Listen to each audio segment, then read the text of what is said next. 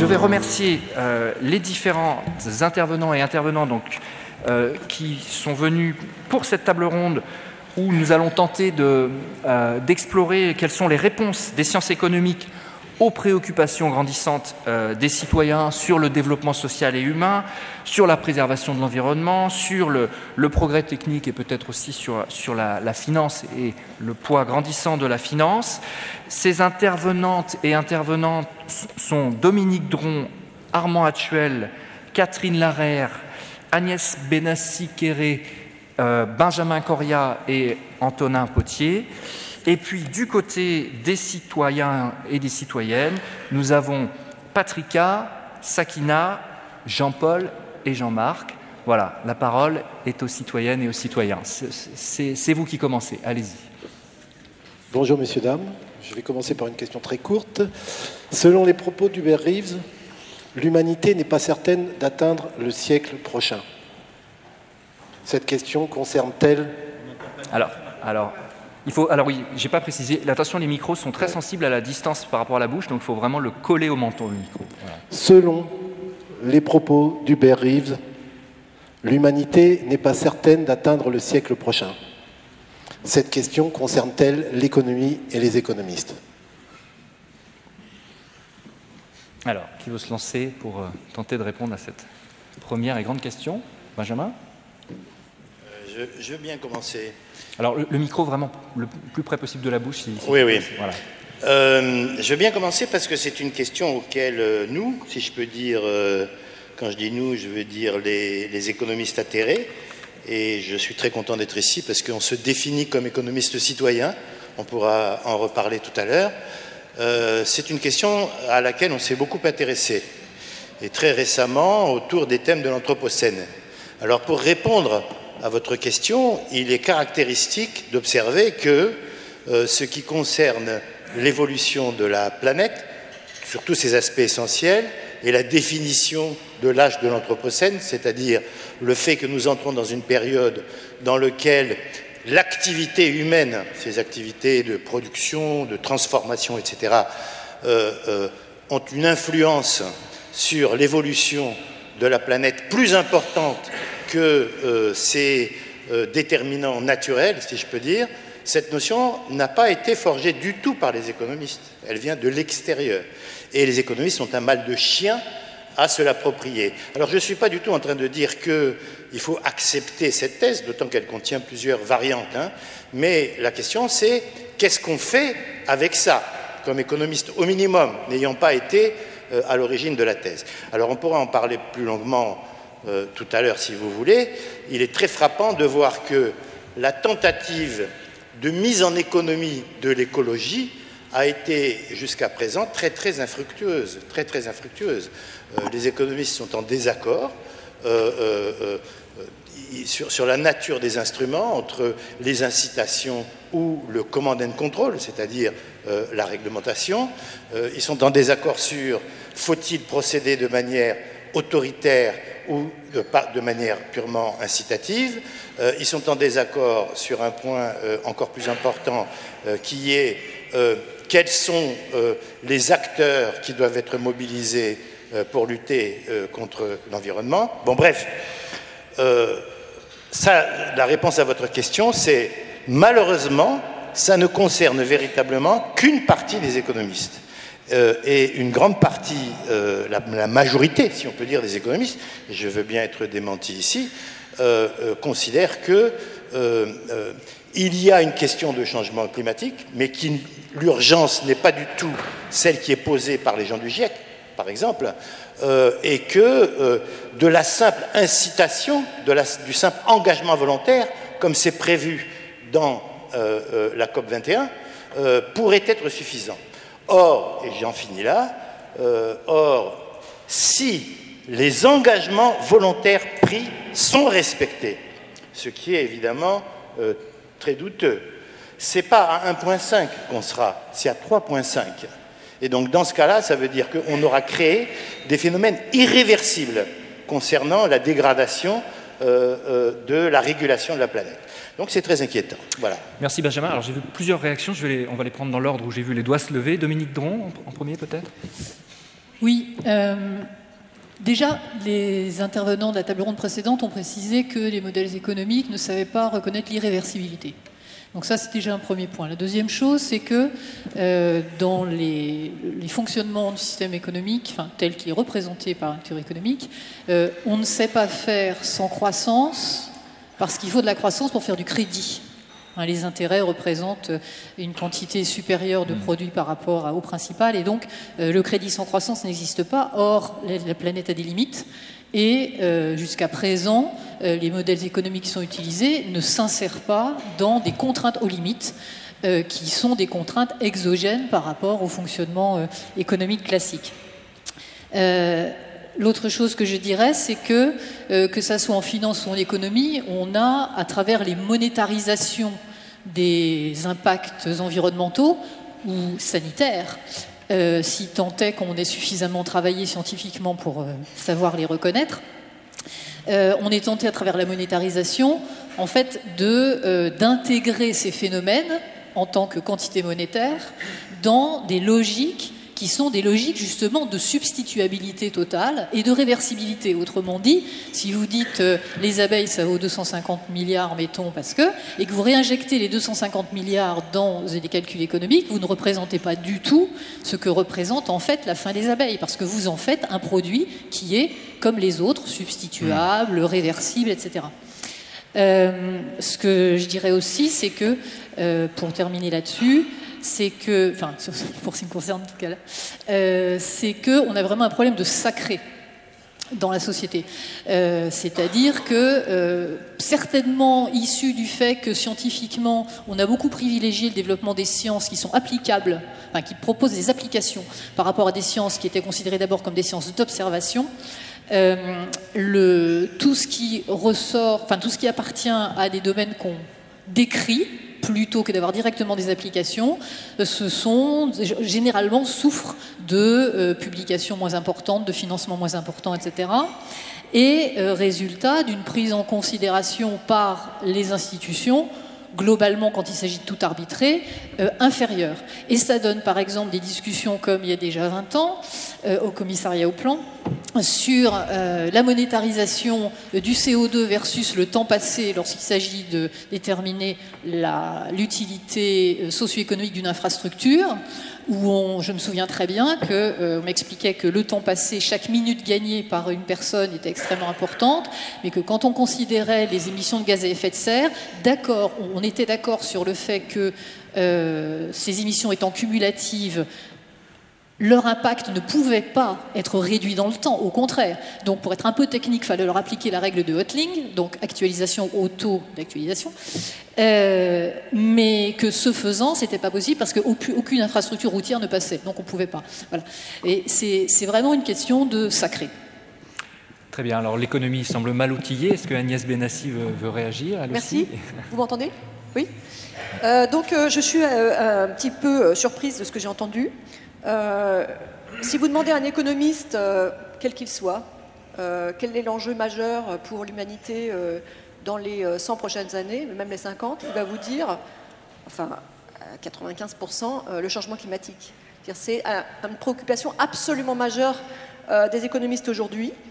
L'économie de l'environnement est un des domaines les plus dynamiques dans la théorie économique et dans les applications.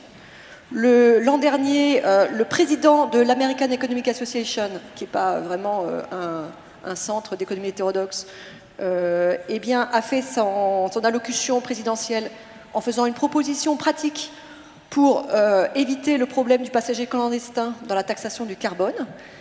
Proposition pratique qui vaut le coup d'être étudiée parce que vous savez qu'un énorme problème qu'on a aujourd'hui, c'est que même si l'Europe est ambitieuse en termes de réduction des émissions de gaz à effet de serre, eh bien, le problème, c'est qu'il y a des fuites de carbone et que ces émissions peuvent avoir lieu ailleurs.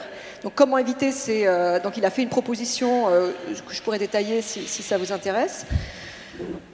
Alors, après, une fois qu'on a dit ça, c'est vrai qu'il y a des discussions, parce qu'il y a plusieurs instruments. Les économistes ont tendance à croire au signal prix.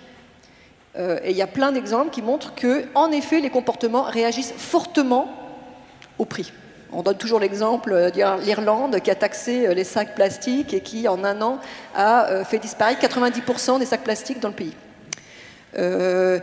Mais c'est vrai qu'il y a des échecs récents.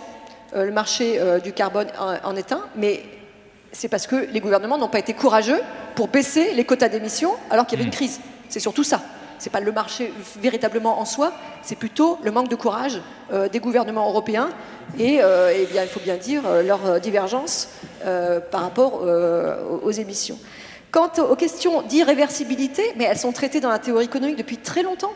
Ça fait très longtemps qu'on les prend en compte, les valeurs d'option. Je prends l'exemple d'une forêt.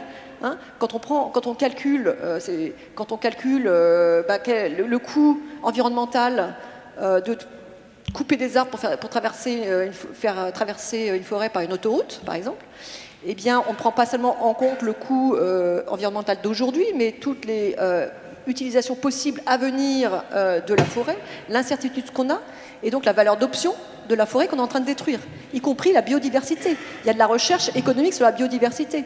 Donc je suis un peu surprise. Pour moi, l'économie de l'environnement, qui n'est pas ma spécialité, je dois dire, est un domaine extrêmement actif, avec beaucoup de propositions concrètes qui sont faites par les économistes qui essayent de pousser justement les gouvernements à agir avec plus ou moins de réussite, ça je le reconnais. Bien, merci Agnès. Alors j'ai vu d'autres réactions, on va les prendre peut-être Antonin Potier et ensuite Catherine Larère, si vous voulez bien. Oui, alors je me vois obligé de m'inscrire en faux par rapport à ce qu'a dit ma voisine. J'en suis désolé, mais ça participe aussi du débat. Sur la question de est-ce que les économistes prennent au sérieux le réchauffement climatique, j'ai fait une étude sur le sujet qui est dans un bouquin. Donc pour revenir sur ce que vous disiez, à savoir la plupart des économistes pensent que le réchauffement climatique est un problème grave et important, je ne pense pas du tout. Et je prendrai la même personne que celle qui a été citée, à savoir William Nordhaus, qui est donc l'économiste qui a présidé effectivement l'American Economic Association l'an dernier. Et pour William Nordhaus, les dommages liés au changement climatique représentent pour 2 degrés à peine 1% du PIB.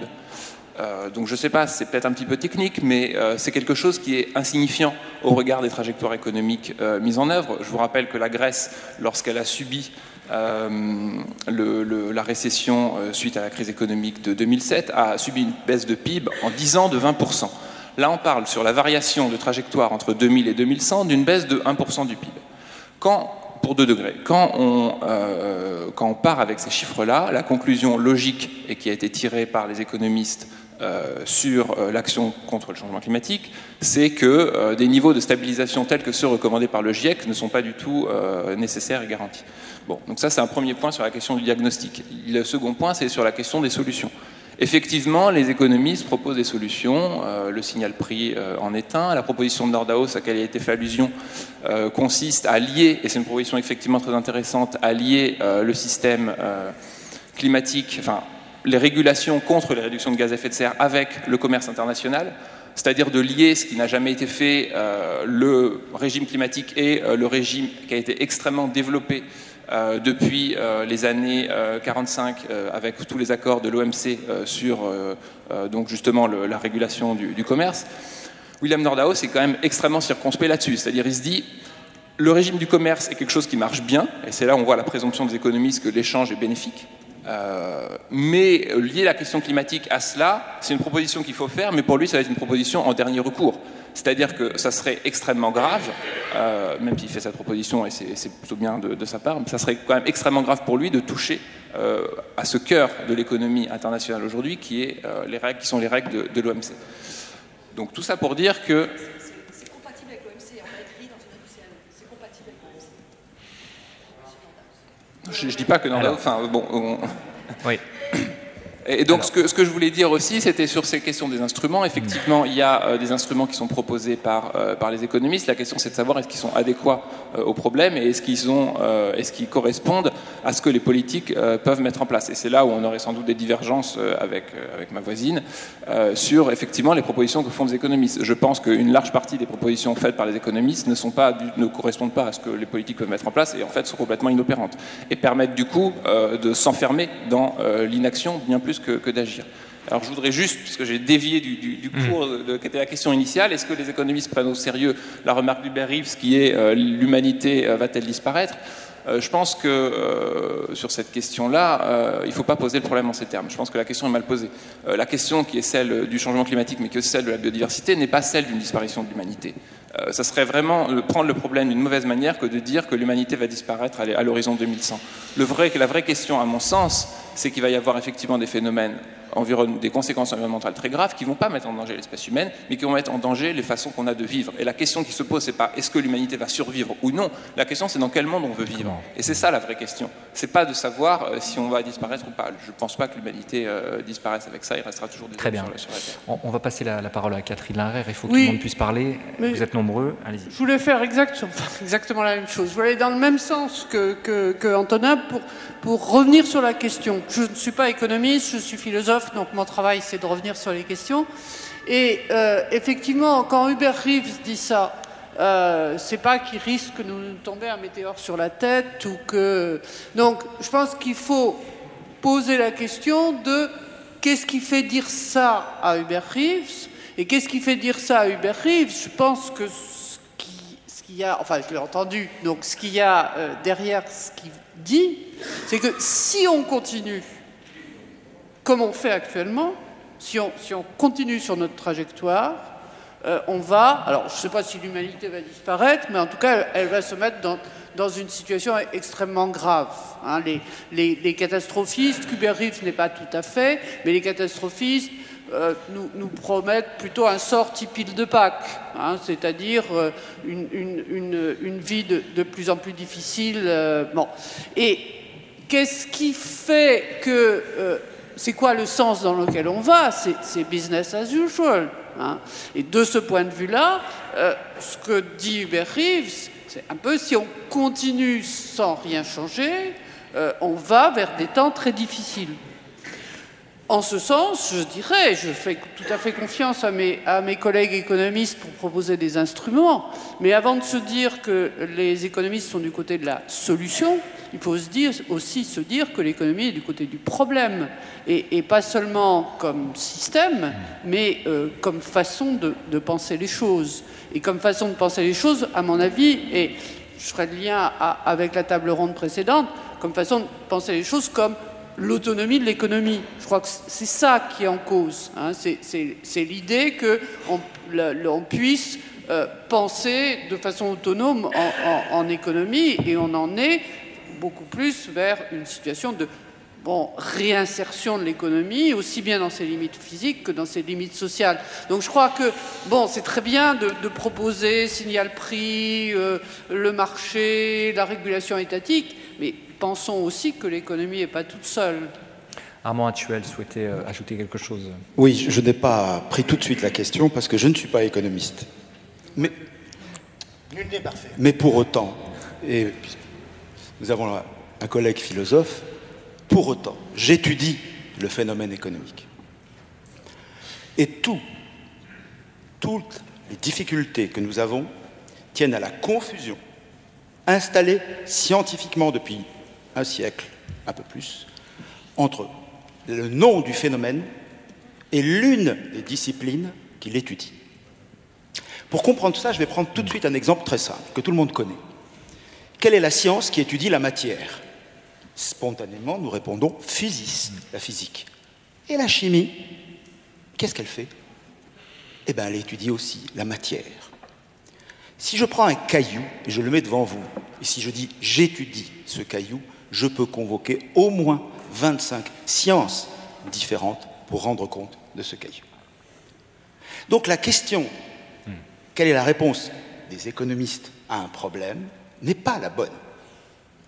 La question c'est, quelle est la place aujourd'hui de la connaissance économique par rapport au phénomène économique, si tant est que l'on accepte pour un temps de dire que ce phénomène est observable, c'est-à-dire qu'on peut le découper, et en tout cas lui donner une certaine autonomie, ce que je crois pour une part. J'ai beaucoup d'amis économistes et j'ai toujours dit que mes questions ne remettaient absolument pas en cause l'existence de modèles économiques. Et de la même façon qu'en physique, on a au moins 3 modèles différents, vous le savez, selon les niveaux. L'échelle, c'est l'échelle qui fait le phénomène, disait-on chez les anciens. À quoi cela nous conduit? Cela nous conduit à la première question, qui est L'économie aujourd'hui ne peut pas répondre à l'étude des phénomènes économiques tels qu'ils sont, parce qu'ils sont devenus suffisamment complexes pour exiger plusieurs sciences. Mais ces sciences, ça peut être ce qu'a dit mon ami Benjamin en disant « ce n'est pas moi qui ai inventé la théorie du changement climatique, c'est d'autres collègues ».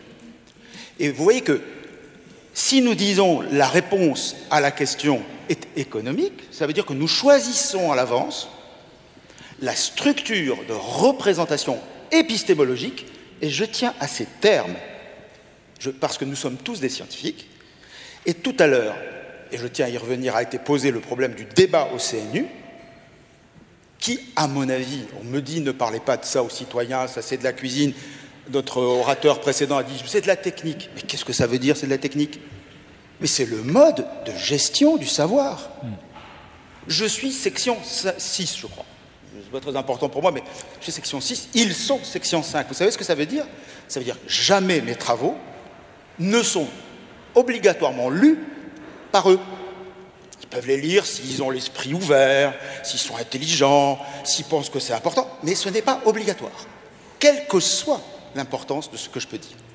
Et je crois que si on ne prend pas ce point-là, en tout cas, on vous enlève à vous, citoyens, le mode d'action qui est le plus important, qui est de répondre du mode d'organisation du savoir. Et ce mode d'organisation du savoir, c'est à partir de ça qu'on répond aux questions. Alors, il y avait une réaction immédiate de Benjamin Correa. Je voudrais bien redonner la parole aussi à Agnès Benassi dans la foulée, immédiatement après. Voilà. Oui, je voulais revenir par rapport à l'idée, mais non, les économistes s'intéressent beaucoup à ce phénomène. Il y a une déclaration à l'Assemblée des économistes de l'AER aux États-Unis, etc. Oui, en effet, mais je partage l'avis de ma collègue à ma gauche. C'est pas la solution, c'est le problème. Pourquoi c'est le problème? Parce que la nature des solutions proposées, je ne vais pas reparler de la taxe carbone et de la fabrication d'un marché parfaitement artificiel qui a été la seule capacité de répondre des économistes dominants, qui répondent tout le temps en termes de marché, en dépit des catastrophes auxquelles le marché a historiquement abouti. Alors, en l'occurrence, laissons de côté la tentative de taxe carbone qui a eu tous les problèmes qu'elle a connus. Quelle est la grande réponse? Quelle est la grande réponse donnée par les acteurs économiques et souvent avec le soutien des théoriciens de l'économie? C'est une réponse en termes de services écosystémiques. Savez-vous ce que ça signifie? Ça signifie qu'on est en train de marchéiser la nature, morceau par morceau, pour rendre échangeables et substituables des éléments d'écosystème. Il se fabrique aujourd'hui des banques écosystémiques qui établissent des équivalents entre données des écosystèmes. Je prends un exemple simple. Je suis un promoteur, je m'installe sur un étang. Par mes déchets, je chasse des flamants roses. J'achète à travers une banque de services écosystémiques 3 tigres du Bengale que je vais remettre dans une forêt indienne. Et je suis quitte. C'est la manière principale aujourd'hui dont les économistes, acteurs économistes, banques, systèmes, réseaux, infrastructures, financement, etc. Il est en train de se fabriquer une finance verte, fabriquée, faite de dérivés exactement comme les subprimes, qui est en train de marchandiser la nature. On est en train d'assister, passez-moi l'expression, j'emploie l'expression délibérément, à une 3e enclosure. La première enclosure a été la privatisation des terres communes à partir de l'Angleterre. La seconde enclosure a été celle de la pensée et des idées à travers les droits de propriété intellectuelle qui permettent maintenant de marchandiser, de breveter des gènes, des algorithmes mathématiques. Nous assistons à l'enclosure de la nature. Nous assistons à la marchéisation de la nature. Et c'est ça la réponse principale. Et c'est ça qui me rend extrêmement pessimiste. Alors juste un mot pour dire que heureusement, il y a une voie alternative qui se constitue. C'est de déclarer nos grands écosystèmes, le climat, les fleuves, des biens communs et de les protéger comme tels. Alors on en discutera tout à l'heure, mais comme le faisait remarquer mon collègue, ça dépasse largement les économistes. Alors c'est important qu'on écoute la réaction d'Agnès Benassi et qu'ensuite on redonne la parole aux citoyens, si vous le voulez bien. Donc d'abord une remarque générale et ensuite des choses plus pratiques. D'abord la remarque générale, je vous ai bien écouté. On est parti d'une discussion sur le changement climatique. On a abouti à pointer les économistes qui sont hégémoniques et ça nous conduit à plaider pour une nouvelle section CNU. Donc la nouvelle section CNU sera la solution au réchauffement climatique. Enfin, je caricature à peine. Donc, je voulais juste vous faire remarquer le tour que prend la discussion, que je trouve assez vertigineux. Maintenant, sur les questions pratiques. Alors, ça n'est pas signal prix et marché, c'est pas du tout équivalent. Comme l'a très bien dit Benjamin Coriat, on peut aussi, les économistes poussent aussi les taxes. Hein. Simplement, dans la taxe, on fixe le prix et on laisse la quantité se déterminer, alors que dans les marchés, on fixe la quantité et on laisse le prix se déterminer. C'est la différence entre les deux. C'est vrai que le marché a déçu parce qu'on n'a pas su ajuster la quantité pour que le prix reste. Et ça pose aussi des problèmes de calcul à long terme. Il y a aussi toute une réflexion qui est faite sur les normes. Par exemple, la voiture zéro émission, si on annonce suffisamment à l'avance que, par exemple, en 2035, ne seront autorisées à rouler ou au moins à être achetées que des voitures zéro émission, alors à ce moment-là, ça met les constructeurs en position aujourd'hui de faire des calculs à long terme. Et je voulais peut-être 2 points sur la finance verte. Je crois que la réflexion qui est faite aujourd'hui sur la finance verte, c'est comment amener le système financier à investir à très long terme. Hein, ce qui est quelque chose de pas évident, puisqu'il y a beaucoup de réglementations qui sont faites pour éviter les crises, conduisent les intermédiaires financiers à investir à court terme et non pas à long terme. Donc là, on a une espèce de contradiction.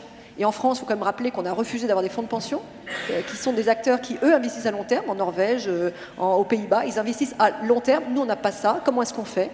Donc je pense que cette réflexion est très utile. Et moi je veux bien qu'on dise que les économistes sont complètement hors sujet par rapport à la question du réchauffement climatique. Mais par exemple, prenons la question du commerce international.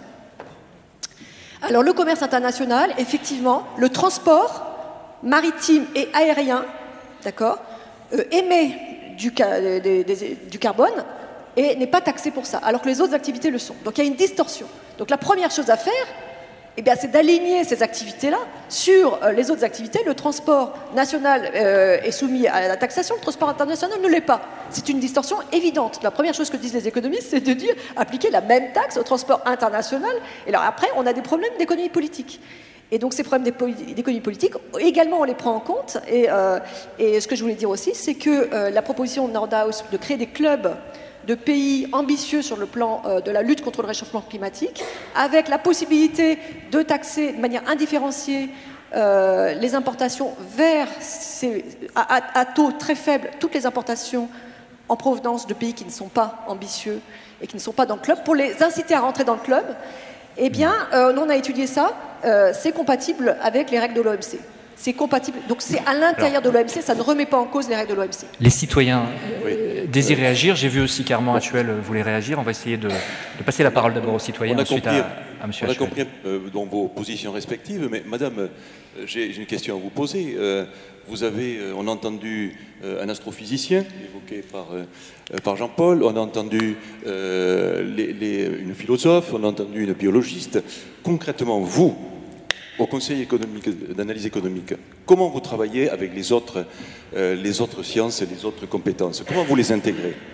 Est-ce qu'on peut avoir un éclairage là-dessus? Alors nous avons déjà fait des notes avec d'autres compétences, notamment des géographes.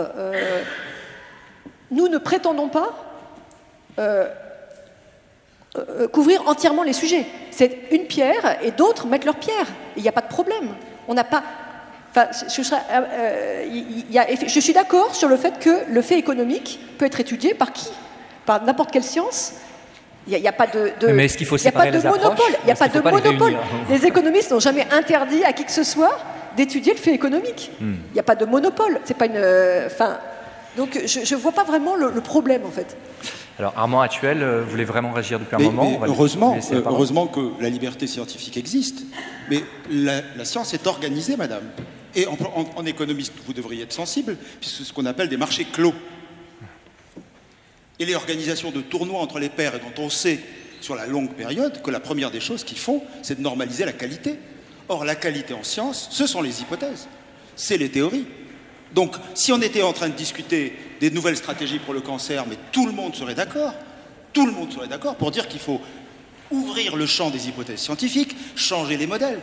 Or, ce qui n'a pas été assez dit, c'est que depuis une 50aine d'années, on explique beaucoup mieux les phénomènes économiques quand on croise, par exemple, les sciences de gestion, les sciences économiques, bien entendu. Mais là, c'est l'effet d'éponymité sur lequel on joue, qui n'est pas un effet très intéressant d'ailleurs. Prenez par exemple l'anthropologie. L'anthropologie contribue, si vous voulez comprendre des économies africaines, il se trouve que j'interviens beaucoup en Afrique du Nord, si vous voulez comprendre des économies africaines, il vaut mieux que l'État dispose d'études anthropologiques fines que d'analyse des prix.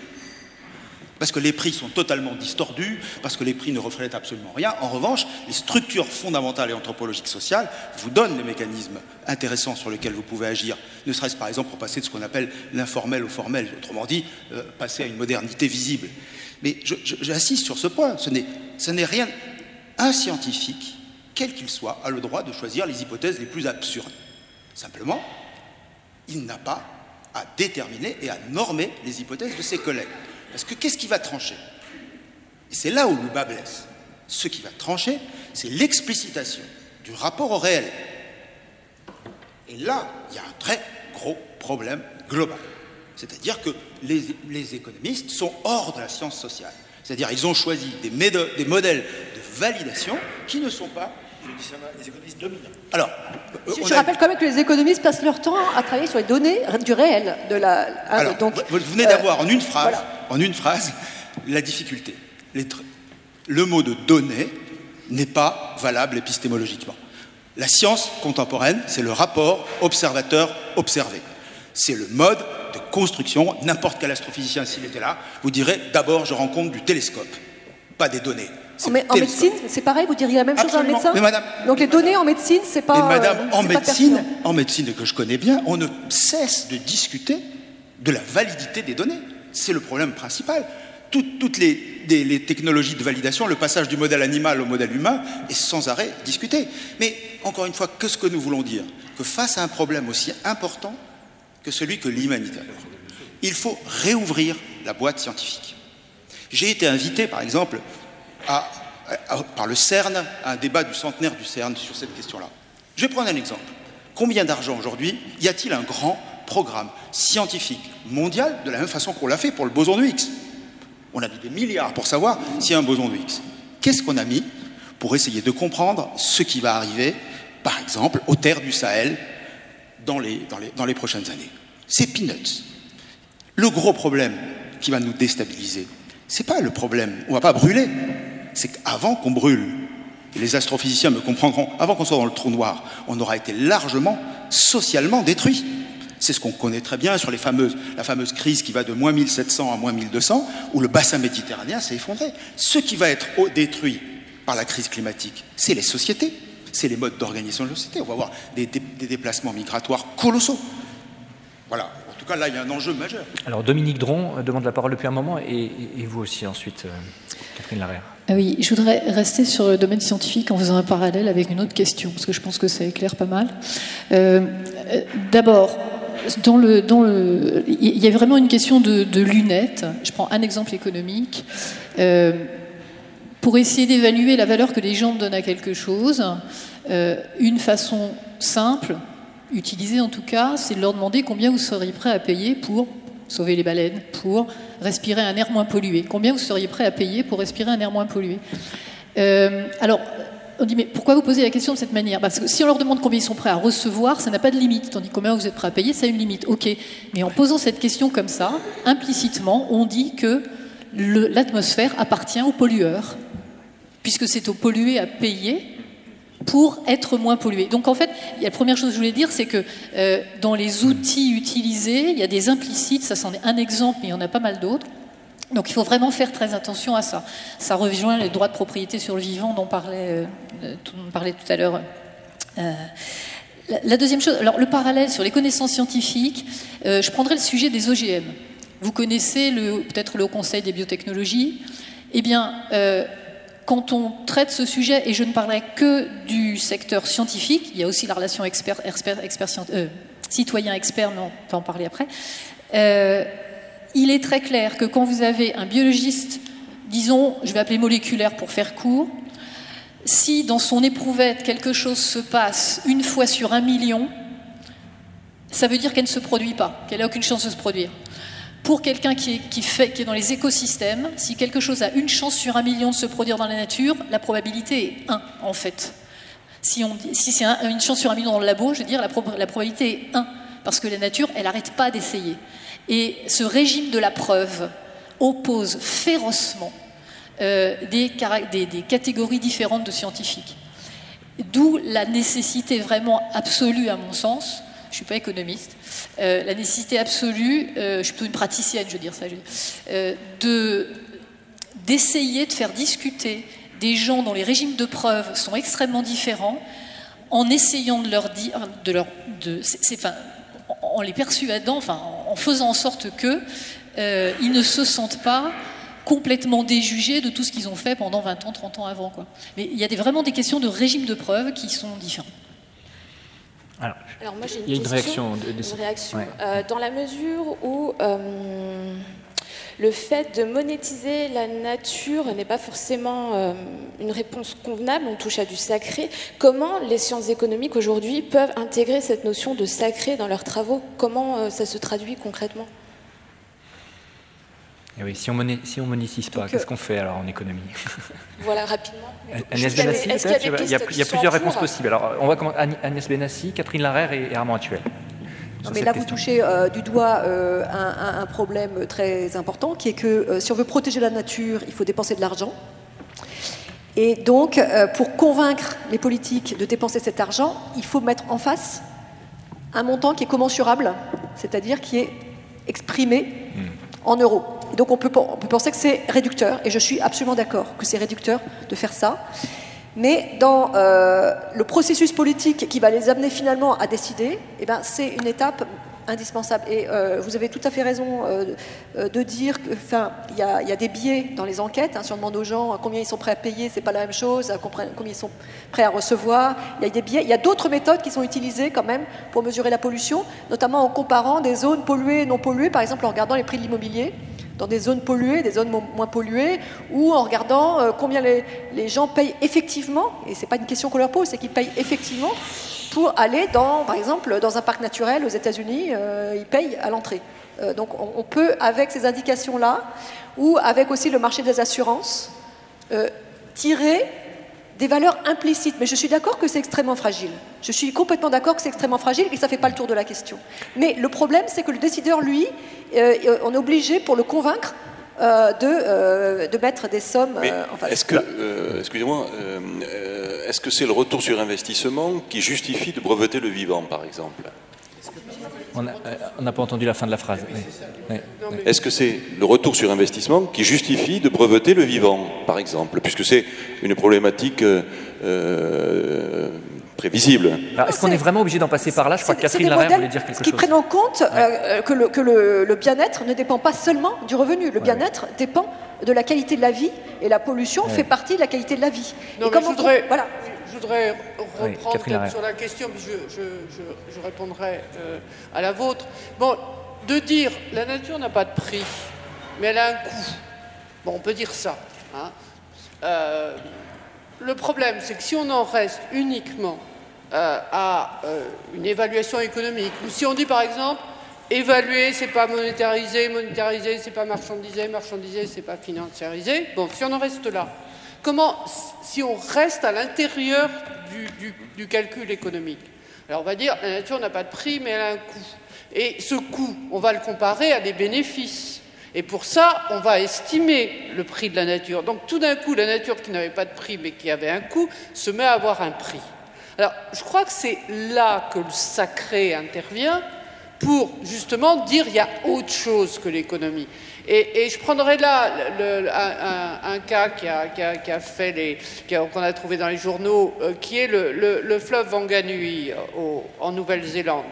Vous avez sans doute entendu, c'est en mars, le Parlement néo-zélandais a reconnu à un fleuve qui est dans un parc naturel de Nouvelle-Zélande, le statut de personne juridique. Bon.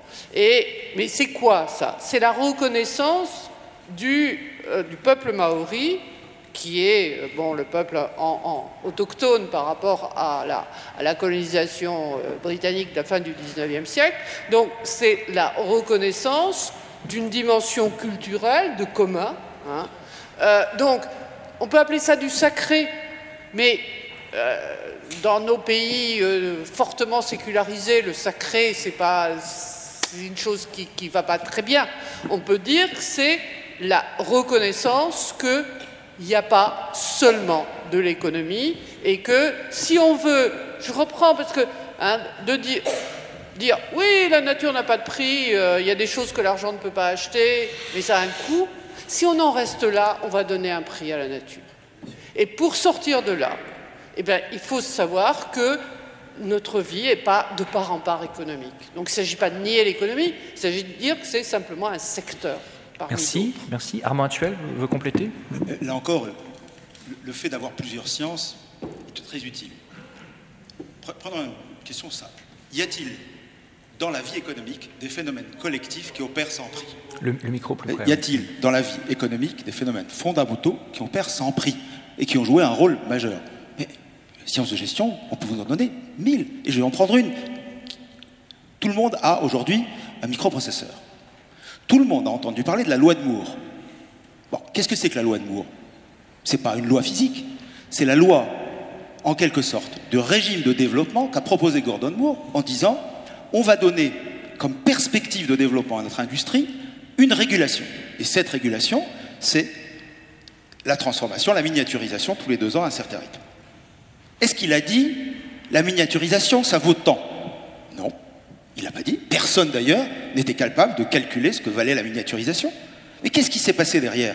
Ce qui s'est passé derrière, c'est que s'est mis en place au niveau mondial une organisation qui a géré la production de connaissances, qui s'appelle ITRS, International Technology Roadmap for Semiconductors, qui est invisible et qui a piloté ce qu'on a tous observé. Donc, l'apport des différentes manières d'étudier la vie économique enrichit le panier des modes d'organisation de l'action. La taxe et le prix étant ce qu'on peut appeler, en termes théoriques, des modes extrêmement simplifiés dans lesquels ce qui ne marche que, en gros, si vous transmettez un signal d'information très simple, très stable, très précis. Mais quand vous avez à transférer des signaux d'information ouverts, ambigus, comme la loi de Moore, quand vous déclarez, par exemple, que vous allez créer une norme industrielle dans le futur, vous obtenez aussi des effets collectifs. Donc je ne vais pas faire un cours ici, mais en gros, il est scientifiquement faux que les régimes d'action collective créateurs ne dépendent que des systèmes de prix et de taxes. Voilà, théorème qu'on peut énoncer, démontrer historiquement, scientifiquement, tout ce que vous voulez.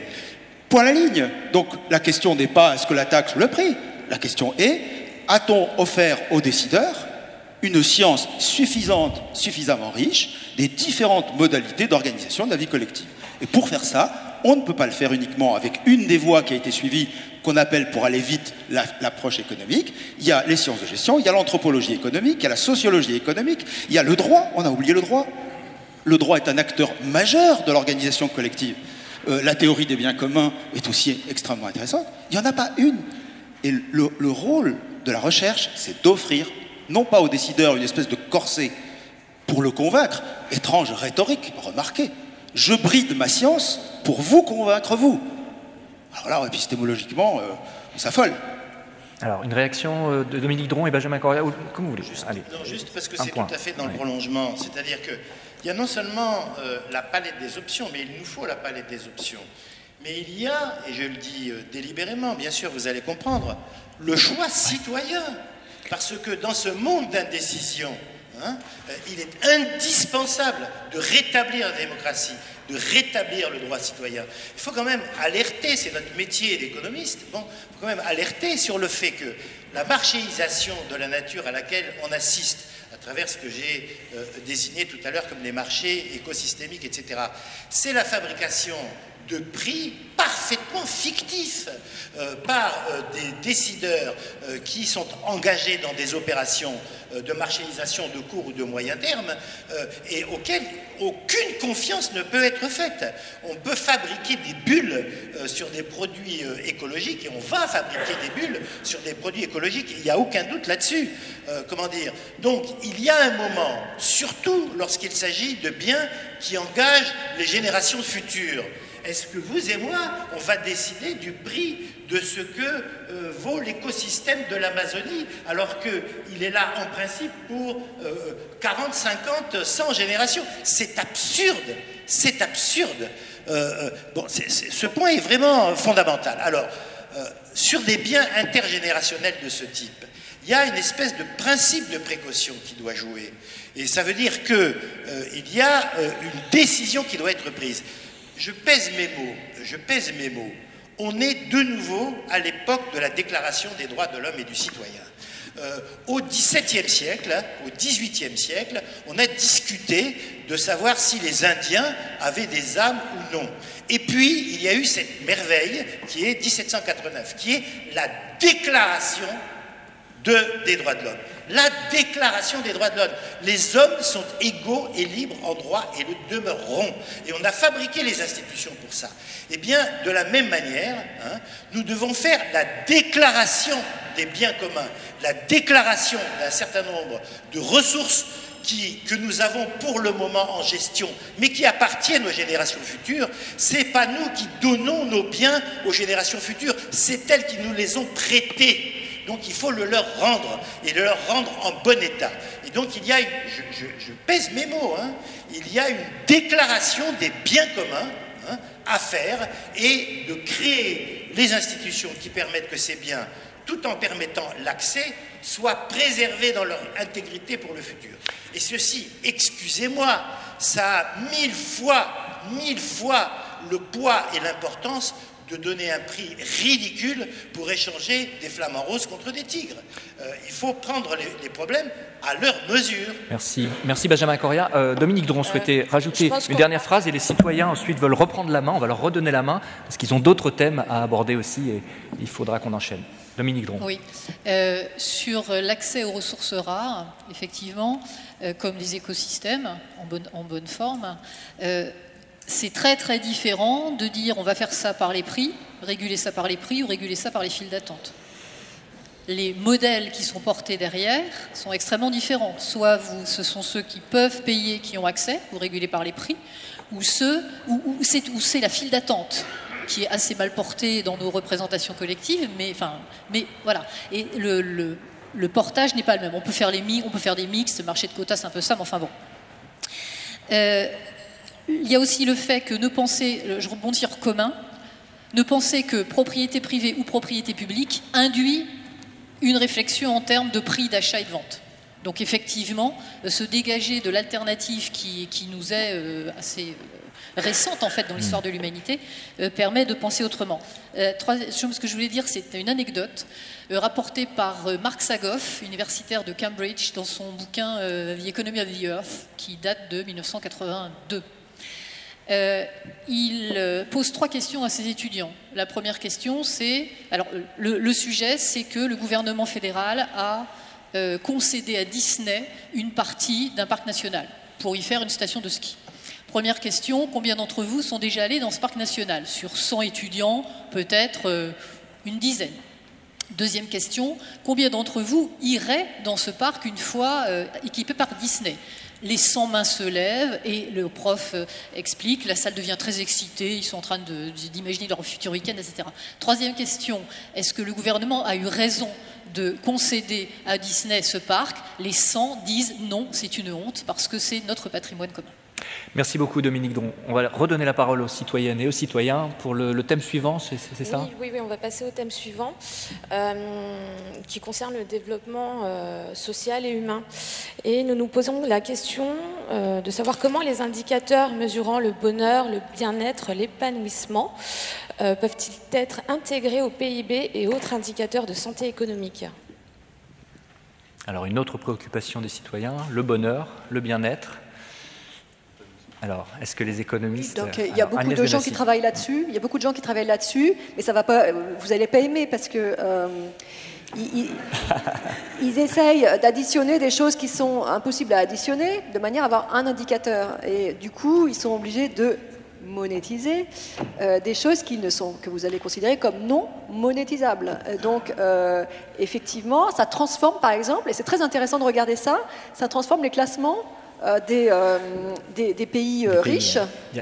Par exemple, aux États-Unis, le PIB par habitant est très, très élevé, sauf qu'il y a une proportion très importante des gens qui sont en prison. Et donc, il va falloir évaluer qu'est-ce qu'on perd à avoir plein de gens en prison, voilà, comment est-ce qu'on évalue ça, et donc, parce que sinon, on s'en tient. Et l'indicateur de développement humain, de ce point de vue, n'est pas très scientifique, parce qu'il additionne des choses en mettant des pondérations qui sont ad hoc et qui ne sont pas fondées. Voilà. Donc il y a des travaux qui sont faits pour essayer de comparer des choses qui ne sont pas comparables. Voilà.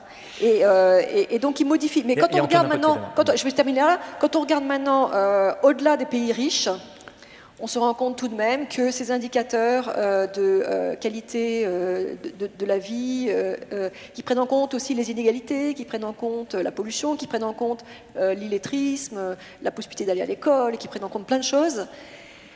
Si on prend maintenant les 200 pays qu'il y a dans le monde, eh bien, c'est quand même très corrélé au PIB par habitant. C'est-à-dire qu'on se fatigue beaucoup. Et en fin de compte, à la fin, c'est quand même très corrélé au PIB par habitant. Bon, on va continuer sur le thème. J'ai vu Antonin Potier a réagi en premier, on va lui redonner la parole. Moi, ce que je voulais dire sur cette question d'indicateur de richesse, ça sera assez bref. On a déjà beaucoup, comme ça a été dit, d'indicateurs de richesse alternatifs au PIB. La question, c'est qu'est-ce qu'on en fait après ?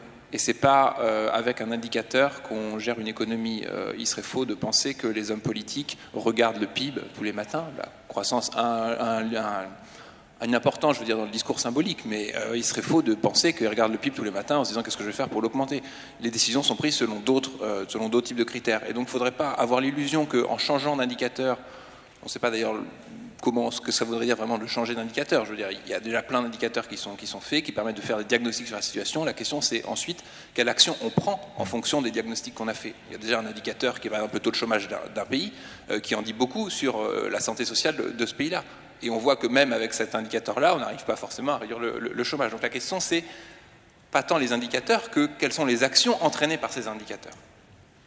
Catherine Larère, vous voulez compléter ? Oui, pour enchaîner immédiatement sur ce qui vient d'être dit, je crois que le symbolique, c'est important.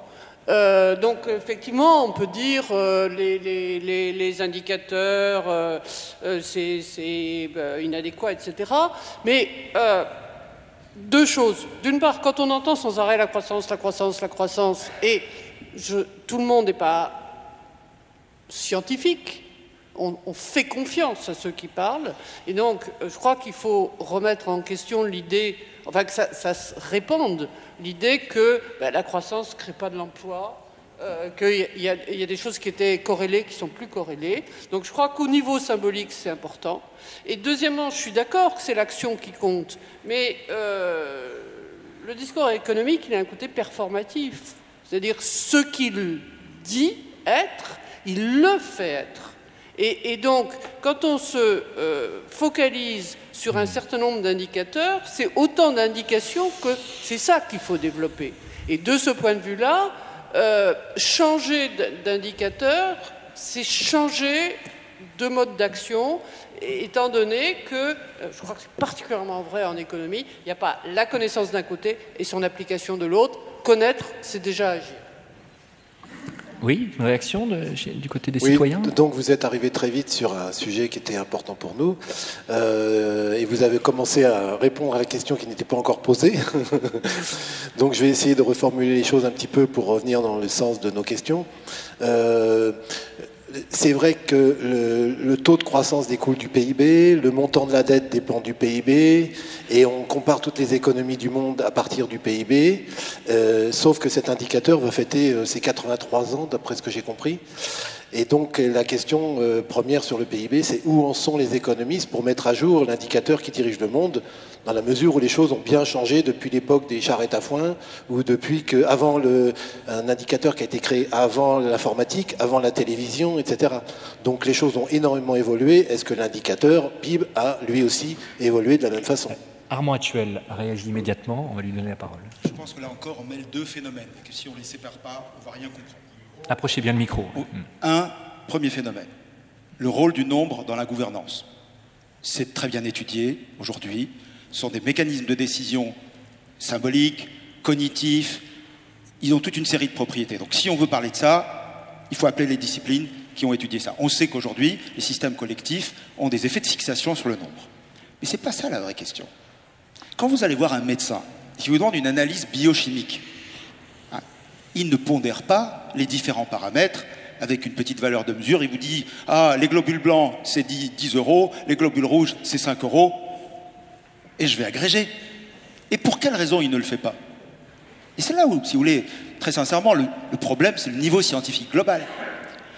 Plusieurs indicateurs, ça veut dire que vous avez dans votre état, dans votre système, des mécanismes qui s'interpénètrent et qui ont des lois différentes. Et donc, vous devez rendre compte, à travers ces différents paramètres, de ce qui se passe à l'intérieur de l'état de votre système. Donc, si je rajoute un indicateur, c'est parce qu'il y a une phénoménologie spécifique qui est là et donc qui interagit avec l'autre. Et c'est là où il y a l'enjeu sur lequel je reviens depuis le début. Tant qu'on n'aura pas dit le phénomène économique doit être étudié à partir de plusieurs, c'est pas la question des indicateurs, c'est que chaque indicateur va renvoyer à une théorie qui va renvoyer aux différentes interactions. La distinction sociale et économique, très sincèrement, ne tient pas une minute d'épistémologie. Mais c'est pas grave, on y est. En tout cas, si on avait des indicateurs sociaux et des indicateurs économiques, c'est pas le problème des indicateurs, c'est quelle est la théorie sous-jacente. C'est-à-dire, qu'est-ce qui fait qu'un phénomène économique plonge ses racines dans une anthropologie sociale et réciproquement. Et donc, vous voyez qu'à nouveau, il me semble que, en tant que citoyen, vous devez attendre des scientifiques, qu'ils soient scientifiques, et des décideurs, qu'ils démontrent la validité de leur processus de décision. Si l'un est capturé par l'autre, alors vous êtes perdu. Parce que vous ne savez plus quelles questions poser aux scientifiques. Voilà. Et il me semble que sur ces questions-là, aujourd'hui, le rôle du citoyen, c'est de dire, attendez, vous êtes, ce que vous voulez, économiste, gestionnaire, sociologue, justifiez-moi d'abord de l'épistémologie de votre savoir. Et ensuite, on verra si j'ai des gouvernants qui sont fixés par des paramètres particuliers, parce qu'à ce moment-là, de toute façon, c'est encore une autre discipline, ça va être l'anthropologie de la décision politique, et avec laquelle vous allez discuter. Voilà, il me semble qu'il permet, en tout cas, de ne pas faire d'incantation, ni d'espèce de credo de foi, mais au contraire de dire, rétablissons l'exigence minimale du scientifique. Dominique Dron voudrait ajouter quelque chose. Oui, bon, évidemment, je parle à titre personnel, hein, je ne représente pas l'institution dans laquelle je suis, c'est évident, mais bon. Les limites physiques, les limites biologiques, personnellement, je ne pense pas qu'on puisse valablement les monétariser, qu'on puisse valablement en faire des équivalents, produire des équivalents monétaires de ces limites-là, pour au moins deux raisons. La première, c'est que plus on avance dans la connaissance et plus on s'aperçoit du point auquel on est dépendant de ces limites et plus on s'aperçoit qu'en fait de faibles variations font des écarts importants. Juste un exemple, les météorologues pensaient qu'à partir de plus 2 degrés, ils commençaient à avoir des problèmes dans le fonctionnement de l'atmosphère et donc la prévisibilité, y compris météo à court terme. Et bien, c'est pas 2 degrés, c'est maintenant. Donc, plus on avance. Bon, la deuxième chose, c'est que dès qu'on atteint, et ça, dès qu'on raréfie beaucoup une ressource vitale, son prix devient infini. Ça, c'est la théorie, mais c'est très clair. Il suffit de voir d'ailleurs, quand vous avez une grève des pompistes, vous allez avoir une liasse de billets, si vous la mettez dans le réservoir de votre voiture, c'est pas ça qui va la faire avancer. Hein. Si vous n'avez pas, il n'y a pas d'équivalence en fait entre la matière et l'argent qui est censé représenter cette matière. L'argent ne représente que le fait qu'une matière à un moment donné est accessible à un certain prix, c'est tout. Il n'y a pas d'équivalence. Donc, il faut vraiment pas, donc par rapport aux indicateurs, il faut vraiment pas mélanger ce qui sert à faire la photo de la situation et à se donner idée de ce qu'il faut faire et ce qui suit une action. Et avec le PIB, on mélange sans arrêt l'un et l'autre, me semble-t-il.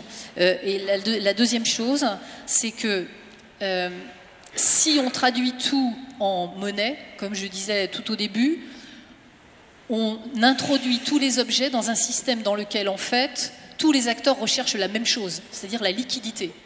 Eh bien, si vous comparez en fait le fonctionnement du système financier, qui est un système complexe, au fonctionnement d'un écosystème, qui est aussi un système complexe, imaginez un écosystème dans lequel tous les acteurs, toutes les espèces rechercheraient la même ressource, vous pouvez être sûr que ça saute.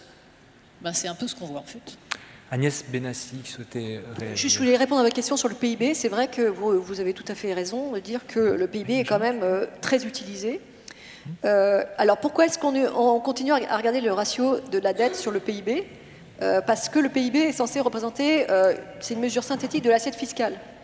Et comme on ne peut pas encore taxer le bonheur, on taxe le PIB, puisque le PIB c'est la consommation, donc la TVA, les revenus du travail, les revenus du capital, etc. Et donc tout ça est plus ou moins contenu dans le PIB, c'est pour ça qu'on regarde le ratio dette sur PIB. Ensuite, on peut se poser la question, pourquoi est-ce que c'est la dette brute qu'on regarde et pas la dette nette? Et là, je reviens sur la question de la monétisation.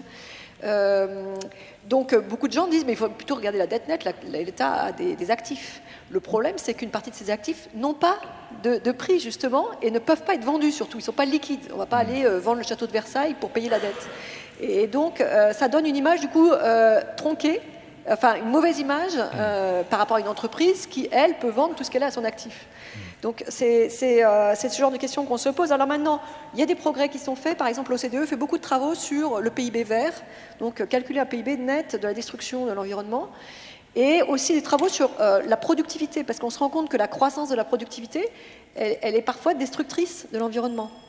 Et donc, dans les recommandations qu'on peut faire, quand on voit un pays qui a des forts gains de productivité, mais qu'une fois qu'ils sont corrigés par la destruction de l'environnement, bah, ils ne sont pas si forts que ça. Donc c'est très important dans l'analyse. Hein. Et ça progresse un peu, moi je ne trouve pas assez vite, hein, c'est vrai, pas assez vite. Maintenant, il y a une question plus fondamentale encore est-ce qu'on mesure correctement l'élévation du niveau de vie, même indépendamment des questions de destruction de l'environnement, avec le PIB, et avec la fameuse question désormais classique du fait que, par exemple, Blablacar compte pour quasiment rien dans le PIB, parce que la production de Blablacar, c'est pas de la production, c'est du partage de coûts, et donc seul le profit de la société peut être éventuellement dans le PIB. Et donc ça, enfin pas le profit, mais le pourcentage qui est pris sur les clients. Et donc ça, bon, il y a pas mal de colloques qui discutent ces sujets-là. Pour l'instant, on ne peut pas dire que ce soit la cause. On ne peut pas dire, par exemple, on est très inquiet que la productivité, notamment dans les pays avancés, semble plafonner. Et il y a des gens qui disent c'est parce qu'on mesure mal le PIB. Et donc, c'est pour ça mais en fait, il y a beaucoup de productivité, on ne la voit pas. Pour l'instant, moi, ce que j'ai vu dans les colloques, c'est que c'est pas ça l'explication, en tout cas pas pour l'instant, c'est-à-dire que cette économie de partage, elle n'est pas suffisamment développée encore pour avoir un impact massif sur les instruments de mesure. Benjamin Correa voulait compléter. Oui, bon, après ce long débat, moi, je vais être bref. Oui. Pour dire 2 ou 3 choses. Premièrement, je suis assez contre l'idée d'indicateurs hybrides. Ça veut dire qu'on introduirait dans le PIB, qui est fait pour mesurer la croissance en termes monétaires à partir d'une série de conventions qui sont ce qu'elles sont, hein, mais qui sont souvent extrêmement discutables, agréger à ça des indicateurs de bien-être, introduire à ça des indicateurs de bien-être, ne peut conduire à la confusion la plus complète, et en particulier à la tautologie que signalait Agnès, à savoir que c'est là où il y a déjà les indicateurs en termes de croissance classique les plus puissants, où on aura les meilleurs résultats en termes de bien-être agrégé. Donc, attention au micro, oui. Comment ? Il faut rester bien face au micro. Donc c'est une impasse complète. Oui. Par contre, je pense qu'il peut être d'une certaine utilité de procéder à d'autres étalonnages, hein, à d'autres mesures, d'une certaine manière, en termes d'accès à des biens publics fondamentaux, à l'éducation, à la santé, à la culture, etc., d'introduire des éléments de type la composition nature des productions. Bref, moi je plaiderais plutôt pour une orientation, si on peut dire, qui irait vers des pluralités d'indicateurs. Je ne pense pas du tout qu'un indicateur synthétique puisse être la solution. L'intérêt de cette pluralité d'indicateurs permettrait de penser par rapport à un référent qui n'est plus la croissance au sens strict. Voilà. Et parce que, bon, j'ai ça sur la langue, je le dis quand même, le dernier livre de Tirole, qui s'appelle Économie du bien commun, c'est une incroyable forfaiture, parce que je veux dire, il n'y a pas une référence sur la notion de bien commun. En gros, il ne sait pas ce que c'est. Ou bien, si c'est ce que c'est, il ne le démontre pas dans ce livre. Ce dont il parle, c'est de l'économie du bien-être, au sens néoclassique, tout à fait traditionnel, qui n'a rien à voir avec le bien commun. Donc, c'est pour ça que, comment dire, ces confusions des genres sont absolument détestables et nous font reculer, ne nous font pas avancer. Voilà pourquoi je plaide pour des étalonnages, des systèmes de mesure, etc., distincts les uns des autres. Alors, merci Benjamin Correa. Les citoyens veulent reprendre la parole. On va leur donner. Donc, si j'ai bien compris, il y a des gens qui ont des avis extrêmement divergents et qui vont avoir énormément de mal à se mettre d'accord. Le problème, c'est qu'au quotidien, le pays, il est quand même géré par des décideurs et qu'il faut bien des indicateurs ou des éléments que tout le monde se mette d'accord pour diriger le pays de la même façon. Parce que quand on va à plusieurs endroits en même temps, on n'arrive nulle part. Donc là, moi, ma question, si vous voulez, c'est... au moins, même si j'ai envie d'entendre tout ce que vous me dites, lorsque vous me dites que ce n'est pas la bonne façon de calculer l'économie, moi j'ai envie de me dire déjà dans un premier temps, est-ce qu'on ne peut pas déjà améliorer le fonctionnement de l'économie et pour pouvoir par la suite arriver à quelque chose qui soit bien meilleur comme système. Mais par exemple... vous avez justement cité l'exemple de Blablacar tout à l'heure, qui faisait partie justement de mes questions, et je vais vous la poser. Si je me déplace en vélo ou en Blablacar, que je mange les légumes de mon jardin, que j'achète mes meubles d'occasion sur le Bon Coin, que je répare ma voiture ou ma maison avec l'aide de mon voisin, est-ce que je participe à la richesse de mon pays ou, d'après les indicateurs actuels en utilisation dans notre pays et dans l'économie mondiale, ou au contraire, est-ce que je détruis l'économie du pays, je participe à la destruction de l'économie du pays? Très belle question. Alors, tout le monde veut réagir, on va les prendre dans l'ordre. Si je viens en vélo au lieu de venir en taxi, j'abaisse le PIB du pays. Donc on voit bien qu'il y a un vrai problème là. Moi, ce que je voulais juste dire, c'est que vous avez, on est tous d'accord, je crois là-dessus, que effectivement, si je viens en vélo et pas en taxi, je baisse le PIB, mais je baisse pas le bien-être. Et donc, l'objectif, dans la théorie néoclassique, traditionnelle, l'objectif, c'est le bien-être, c'est pas le PIB. Ça n'a jamais été le PIB. Sauf qu'actuellement. Ça n'a jamais été le PIB, c'est le bien-être. Le problème, c'est le mesurer. On est d'accord. Et ce que je voulais dire juste tout à l'heure, c'est que dans la mesure du PIB et de la productivité, ces phénomènes-là, le fait que ces trajets aient disparu du PIB, c'est pas ça qui explique la stagnation qu'on mesure avec le PIB. Voilà, c'est tout ce que je voulais dire. Antonin Potier, peut-être, et ensuite Catherine Larrière. Non, je voudrais peut-être à nouveau exprimer ce que j'ai dit tout à l'heure. C'est-à-dire, je ne pense pas que les hommes politiques prennent leurs décisions en fonction du PIB. Les hommes politiques prennent leurs décisions en fonction de leur réélection. C'est ça essentiellement qui les guide. Non, mais c'est très important. C'est très important. Et donc, penser que, en gros, les déplacements à vélo ne sont pas encouragés par rapport à la voiture parce que ça va faire diminuer le PIB, c'est pas à cause de ça. Je veux dire, c'est pas à cause de ça que ça se passe. Et il y a un autre acteur en fait dont on ne parle pas ici, donc on parle là de ce qui pourrait être peut-être pour la régulation publique et qu'est-ce qui pourrait orienter l'action publique, donc qui est beaucoup, je pense, lié par ces questions de réélection des hommes politiques qui sont liés à leur perception de la situation. Il y a une série d'acteurs dont on ne parle pas qui sont les entreprises. Et les entreprises prennent leurs actions non pas en fonction de leur contribution au PIB, mais en fonction du bénéfice et, comme on l'a rappelé à la première table ronde, de plus en plus du bénéfice des actionnaires seuls. Et donc si on veut changer l'économie et si on veut changer le fonctionnement de l'économie, il faut aussi changer la manière dont dont les entreprises forment leur profit. Et donc ça veut peut-être dire pas forcément des changements d'indicateurs, comme on dit, qui sont des indicateurs agrégés qui peuvent renseigner les chercheurs sur qu'est-ce qui se passe dans un pays, etc., mais changer au niveau comptable, comment est-ce que les entreprises font des profits, comment est-ce que si elles dégradent la nature, c'est pris en compte comme étant une perte ou un bénéfice. Et donc là, on a des modes d'action beaucoup plus précis qui permettraient, à mon avis, d'agir de manière plus précise que juste en décidant d'un indicateur agrégé au niveau d'une économie. Justement, quels sont ces modes d'action On va continuer dans les réponses. Peut-être Catherine Larère oui. Oui, moi, une fois de plus, je voulais revenir sur la question qui a été posée. Est-ce que quand je vais en vélo, prends Blablacar, cultive des légumes dans mon jardin, échange conseil de cuisine contre réparation du lavabo, bon, est-ce que je contribue à la richesse de mon pays? C'est l'inverse qu'il faudrait dire.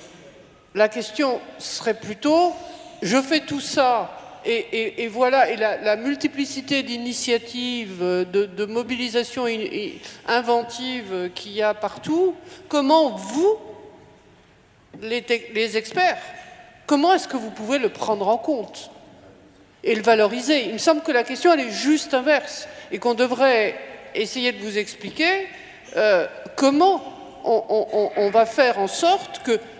Parce que ça renvoie à une réalité. Il se passe plein de choses partout dans le monde et en France qui changent, qui aident du côté, qui sont bons du côté environnemental. Et comment est-ce on le prend en considération aussi bien dans les évaluations scientifiques, techniques, expertes, que dans les décisions politiques? Je crois que tant qu'on se dit, vous avez... Enfin, en tant que citoyenne, je dirais qu'il ne faut pas trop avoir de respect des experts. Voilà. Alors justement, est-ce que vous voulez réagir à ces premières réponses? Disons qu'il faut être un petit peu pragmatique aussi, au quotidien, dans la vie de tous les jours, pour les élections qui arrivent, etc. Tous nos décideurs utilisent ces indicateurs. Ils nous disent que grâce à eux, il y a eu tel taux de croissance, grâce à eux, ils ont fait baisser le chômage. Le taux du chômage, par exemple, c'est aussi un indicateur. Si on gratte un petit peu, on s'aperçoit que les personnes qui ne sont pas inscrites comme demandeurs, qui ne bénéficient pas d'aide, ne s'inscrivent pas comme demandeurs d'emploi. En France, ça représente une certaine partie des demandeurs d'emploi et des chômeurs, mais aux États-Unis, le chiffre est, paraît-il, bien supérieur, puisqu'on nous dit des fois que le taux de chômage aux États-Unis réel serait de 20 ou de 25%. Donc, si vous voulez, d'un côté, il y a le discours que j'ai envie d'entendre et qui me fait plaisir, comment on pourrait faire des bonnes choses pour la planète, pour l'homme, pour l'humain, pour le développement économique, et il y a de l'autre côté une réalité actuelle, une réalité moderne, une réalité mondiale qui nous emmène dans une mauvaise direction. Et si vous n'arrivez pas à trouver un terrain d'entente dans un sens ou dans l'autre, eh bien, on va nulle part. Alors, donc, Armand Hattuel souhaitait dire quelque chose, peut-être là-dessus. Oui. Non, mais pour être très bref, le terrain d'entente, on ne va pas le trouver. On ne va pas le trouver. On est dans des sociétés... Alors, si on en veut employer une expression forte, on va dire de classe. Sinon, on va dire, on est dans des sociétés dans lesquelles il y a des intérêts extrêmement constitués, de groupes sociaux très différents. Certains sont capables d'imposer leurs normes, leurs instruments de mesure, leur système de valeurs à d'autres, etc. Donc, si vous voulez, je pense que si on attend d'arriver à des référentiels sur lesquels on tombe d'accord, ça risque de prendre beaucoup de temps. Moi, je pense que c'est un peu l'inverse. C'est-à-dire qu'il faut arriver à faire en sorte que la volonté citoyenne, la délibération citoyenne, sur des questions d'abord locales, s'organise, s'auto-organise, assure la gouvernance des éléments économiques, de systèmes écologiques, etc., qui sont à sa portée, et fasse la démonstration de ce qu'elle est capable de faire. Moi, j'ai vraiment envie de retourner la question. Je veux dire, les experts, c'est rien. Les experts, tout ce que c'est capable de faire, c'est éventuellement de mettre des éléments de choix entre les mains des gens. Bien. Ensuite, la délibération citoyenne, la gouvernance citoyenne est la clé des choses. Bon, voilà, je suis désolé de vous dire ça, mais moi j'ai tendance à vouloir inverser de quoi dépend l'avenir. Très bien, on va passer la parole à Armand Tuel. Alors, le mot d'entreprise vient d'être prononcé, il se trouve que c'est mon cœur de recherche. Et c'est précisément sur la question de l'entreprise que se séparent, et heureusement, les sciences de gestion des sciences économiques.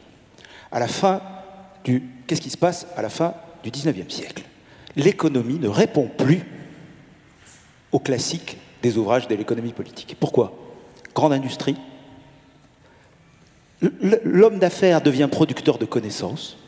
Tout d'un coup, le marchand crée de nouveaux objets, absolument pas prévus dans la théorie classique. Et qu'est-ce qui se passe? Évidemment, loi antitrust dès les années 20. C'est retrouve la seule réponse possible pour l'économiste politique de l'époque, c'est de dire on va essayer de les empêcher de grossir. Bon. Intéressant, par rapport au laisser-faire. Bon. Pourquoi? Parce qu'il a une théorie de la concurrence, et que c'est ça qui lui sert de fanal. Or, qu'est-ce qui s'est passé pendant le XXe siècle? C'est une dissociation entre la notion de politique économique et le comportement et la transformation des entreprises. Les entreprises mondiales sont devenues des puissances mondiales. Si on ne refait pas, si on ne reconstruit pas la phénoménologie économique avec cette donnée-là, on est totalement comme un malade qui est devant des médecins qui sont incompétents, c'est tout, ils sont incompétents, ils ne décrivent pas les mécanismes fondamentaux de son organisme. Et c'est pour ça, encore une fois, que c'est extraordinaire de nous dire « entendez-vous ». Mais vous ne diriez pas à un astrophysicien et à un mécanicien quantique « entendez-vous ». Qu'est-ce que ça veut dire, ça? C'est absurde. Vous lui diriez plutôt « donne-moi toi la vérité de ta phénoménologie, donne-moi toi l'autre vérité de ta phénoménologie, et ensuite, démocratiquement, ce que je veux, c'est avoir la meilleure des sciences possibles, la meilleure des connaissances possibles, et aucun physicien aujourd'hui, il n'y a pas de « there is no theory of everything ». Voilà, il n'y a pas de théorie de tout. Donc, ils apporteraient ces éléments-là. Quelle est la conséquence de cela? Premièrement, ça veut dire qu'un conseil d'analyse économique, pour être très clair, ne devrait pas comporter que des économistes. Il devrait comporter des sociologues, des psychologues, des scientifiques, de tous bords, exactement comme n'importe quel conseil d'entreprise. Vous imaginez un staff d'entreprise où il n'y aurait que des économistes? Bon, voilà. Qu'est-ce que vous allez avoir? Vous allez avoir toute une série de métiers qui vont arriver, les métiers des ingénieurs, les métiers du marketing, les métiers, c'est-à-dire qui vont représenter en fait... Et je termine par une chose, parce que c'est une des propositions que nous faisons aujourd'hui, c'est que nous vivons avec un droit qui est incompatible avec la réalité des entreprises. Donc on a une espèce de système juridique, et ce qui est très étonnant, c'est que les économistes ont été aveugles à cela. Ils ne l'ont pas vu. Pourquoi? Parce que pour eux, en quelque sorte, l'entreprise, c'est une espèce de fiction. Pas du tout. L'entreprise, ça commence avec la société anonyme, 1830, 1861. Pas tous. Alors, très bien. Merci Armand. Il y a une chose il faut qu'on redonne la parole aux citoyens. Il y a une chose qui est très gênante, et avec mes amis économistes, je le sais, c'est que nous sommes d'accord avec certains d'entre eux, pas d'autres, mais ça n'a aucune importance. Scientifiquement, ça c'est la vie. Hein.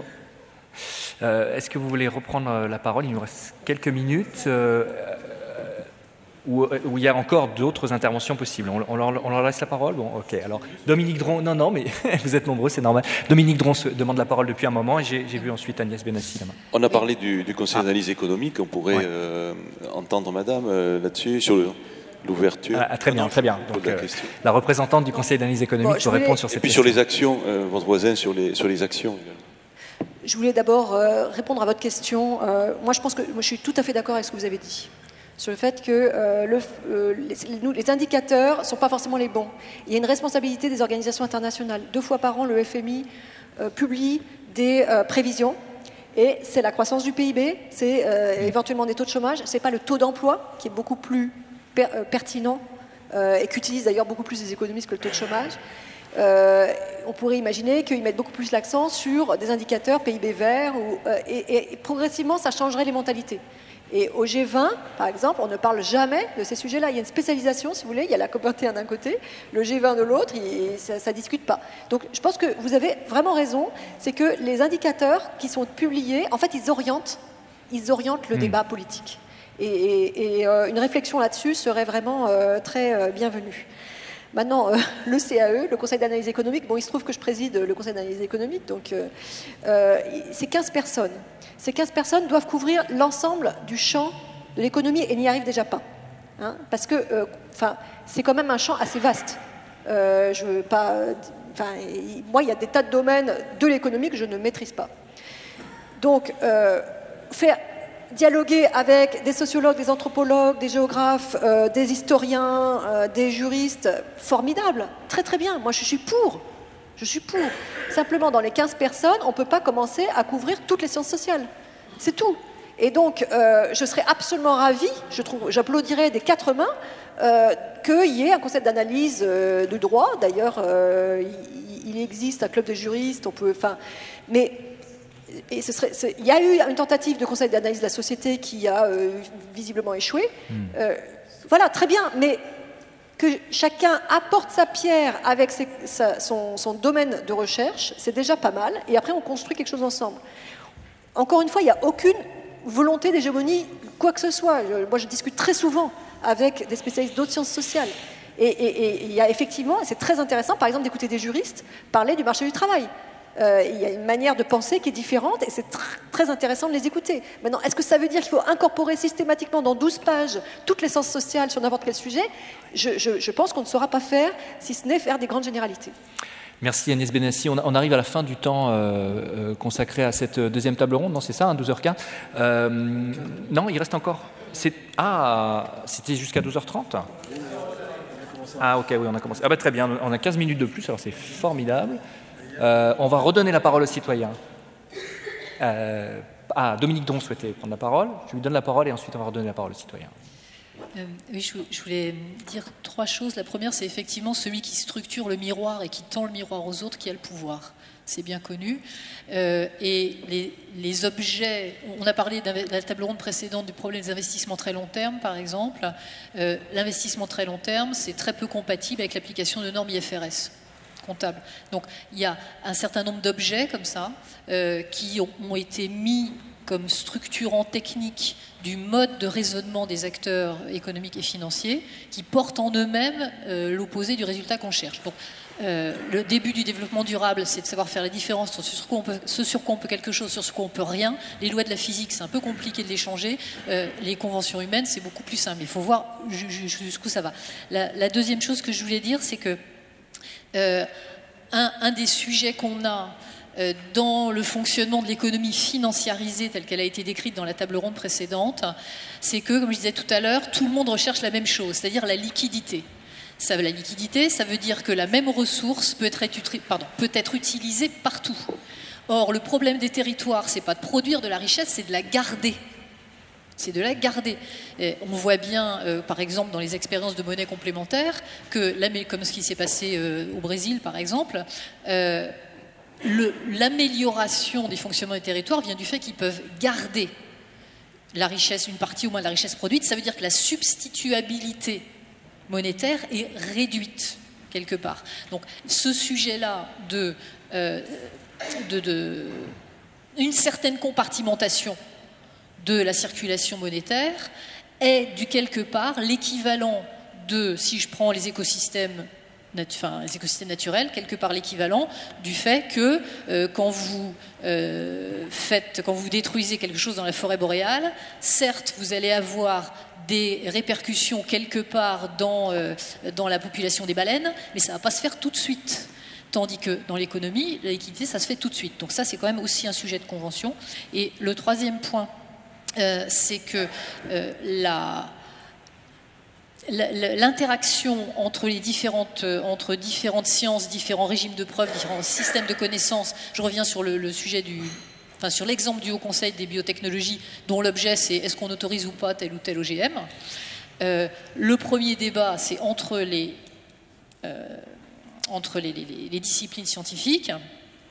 Le deuxième débat, c'est entre les praticiens et les citoyens. Et la troisième chose, c'est que le débat entre praticiens et citoyens pose des questions aux scientifiques auxquelles ils n'ont pas forcément pensé. Par exemple, quand on discute entre scientifiques de la probabilité de contamination d'un champ OGM, par exemple, la première chose à laquelle on pense, et c'est quasiment que ça, c'est la vitesse du vent, avec un peu de chance les abeilles, etc. Bon. Mais les praticiens, ils savent bien que ça ne se passe pas forcément là. Ça se passe dans le matériel de récolte qui n'est pas nettoyé, ça se passe dans les camions qui servent à différentes choses, ça se passe quelquefois dans des mauvaises intentions, dans de la malveillance aussi, ça existe. Voilà. Et ces questions, du coup, on peut reposer la question, les praticiens et les experts, les citoyens, excusez-moi, peuvent reposer la question aux experts. Voilà. Il me semble que vous avez des choses à dire là-dessus, hein, parce qu'on en a parlé. Vous décrivez un processus itératif, quoi. C'est bien ça. On voulait aborder une autre approche, une autre préoccupation des citoyens, issus du panel. C'est le problème des inégalités, et en particulier le lien entre le progrès technique, la numérisation, la digitalisation, etc., et l'accroissement des inégalités. Voilà. Est-ce que vous pensez que ces nouveaux outils, ces nouveaux modes de faire, de fonctionner au quotidien, sont créateurs vont accentuer les inégalités ou au contraire peuvent les réduire? Alors, Madame Larère, allez-y, Catherine Larère peut-être. On va donner Benjamin si vous voulez bien. On va commencer par. Je veux bien commencer.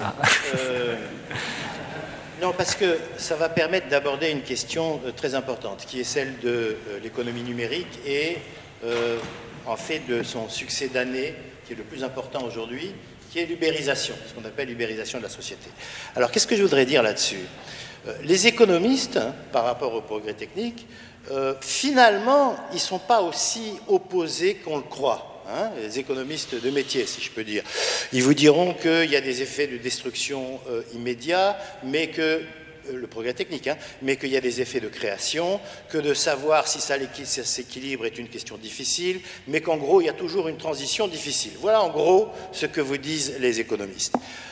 Mais c'est très très insuffisant, et la question de l'ubérisation nous le dit aussi, parce que en fait, ce qui compte véritablement, c'est quels sont le système institutionnel que l'on a autour des nouvelles technologies. En quoi ce système favorise leur diffusion ou non, en quoi il favorise la création et surtout le partage et la distribution de la valeur qui se fait autour de ces nouvelles technologies. Et c'est ça la question importante, parce que c'est ça qui va avoir de l'impact sur l'emploi, de l'impact sur le bien-être, etc. Je prends juste deux exemples. Premier exemple, l'industrie automobile, Ford, l'électricité, le pétrole, etc. Ça commence par quoi? Ça commence par la crise de 29. Ça commence par provoquer un décalage tout à fait considérable entre la capacité de production et la capacité d'absorber. Puis viennent des institutions sociales. Puis viennent les contrats productivité-salaire qui permettent de transférer de la productivité au salaire. Puis vient le Social Security Act. Puis vient le Wagner Act qui reconnaît la capacité de négocier, etc. Et donc on a toute une série d'institutions autour de ces nouvelles technologies et en fait ça va donner les 30 glorieuses. Alors maintenant j'en viens à l'économie numérique et à Uber. Qu'est-ce qu'on a avec l'économie numérique et à Uber? On a la possibilité de bypasser, passez-moi l'expression, toute la protection sociale, tous les accords, etc. Et donc, il y a un paquet de valeurs qui est créé par Amazon, par Uber, par Google, etc. Sauf que cette valeur, elle est totalement appropriée par des groupes extrêmement restreints, que rien n'est distribué, qu'au lieu même de distribuer, on crée de l'insécurité, on casse les quelques régulations qui permettaient un tout petit peu de distribution de valeur, etc. Donc, si vous voulez, ma réponse à la question, c'est, là encore, la capacité d'imposer autour des nouvelles technologies des institutions, des choix sociaux, et ça résulte des choix sociaux, hein, qui permettent la distribution de la valeur en même temps qu'on la crée. Si on ne fait pas ça, alors vous voyez, moi je vais être tout à fait clair là-dessus, si on ne fait pas ça, oui, le progrès technique, l'ubérisation, etc., sera un destructeur considérable et rien automatiquement ne va gérer l'équivalent. Ça, c'est des âneries, c'est des âneries. Par contre, si on est capable, autour du bénéfice de ces nouvelles technologies, d'assurer des dispositifs sociaux qui permettent la distribution de la valeur, alors on pourra avoir toute une série d'éléments positifs. Merci Benjamin Corrier. On va passer la parole à Catherine Larère, ensuite à Antonin Potier. Oui, moi, une fois de plus, je voulais re-questionner la question, c'est-à-dire revenir sur les inégalités. Hein. Donc, effectivement, quand on pose le problème du numérique, de la robotisation, on pose en termes d'emplois détruits. Et si on veut regarder les réponses possibles, bon, on pose en termes d'emploi détruits, et puis est-ce qu'il y a destruction créatrice ou pas, est-ce que ces emplois... Bon, bref. Mais si on reste dans les données du problème, c'est-à-dire une mesure des inégalités essentiellement en termes de revenus et de patrimoine, en termes économiques, on va passer à côté du problème et aussi à côté des solutions. Et je voudrais attirer l'attention sur une dimension des inégalités qui est très peu prise en compte, qui est celle des inégalités environnementales, et donc qui touche à la façon inégale dont on est affecté par les problèmes environnementaux, dont ça modifie l'accès à un certain nombre de biens, dont d'ailleurs l'emploi. Et je pense qu'il faut prendre en compte cette dimension des inégalités, qui est celle du milieu de vie, pour véritablement envisager les solutions. Merci. Antonin Potier, il faut essayer d'être bref parce qu'on arrive vraiment dans les dernières minutes du débat, s'il vous plaît. Merci. Je vais redire peut-être un peu différemment ce qu'a dit Benjamin Correa pour répondre à votre question. La réponse au départ des économistes sur le lien entre inégalité et progrès technique est une vision assez naturaliste du progrès technique, c'est-à-dire un progrès technique qui serait biaisé vers les plus hautes qualifications et donc qui entraînerait une hausse des salaires de ceux qui sont déjà les plus qualifiés et de ceux qui ont déjà le plus de revenus. Donc, une explication naturaliste de cette hausse des inégalités par le progrès technique.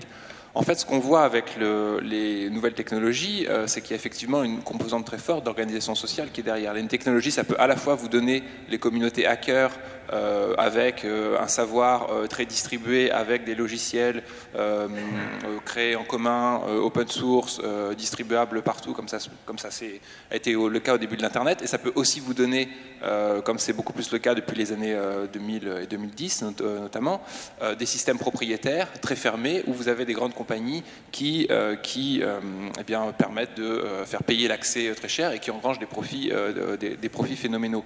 Donc la technique là, en tout cas sur cette technique là précise, il n'y a pas de naturalité de cette technique-là sur les effets sociaux. Elle n'avantage pas forcément les plus riches, si vous voulez, ou les grandes compagnies. Ce qu'il y a derrière, c'est effectivement une organisation sociale, une distribution de la propriété intellectuelle, par exemple, qui peut être remise en cause et qui peut être changée. Et je crois qu'il est extrêmement important, effectivement, de réfléchir à l'organisation sociale qui permettrait aux nouvelles technologies de bénéficier à tous et de s'éloigner de systèmes qu'on voit actuellement, un peu de concentration, comme on y a eu dans d'autres phénomènes. Je voudrais aussi juste terminer un dernier point en disant qu'il ne faut pas segmenter les problèmes. Là, on a fait environnement, progrès social et nouvelles technologies.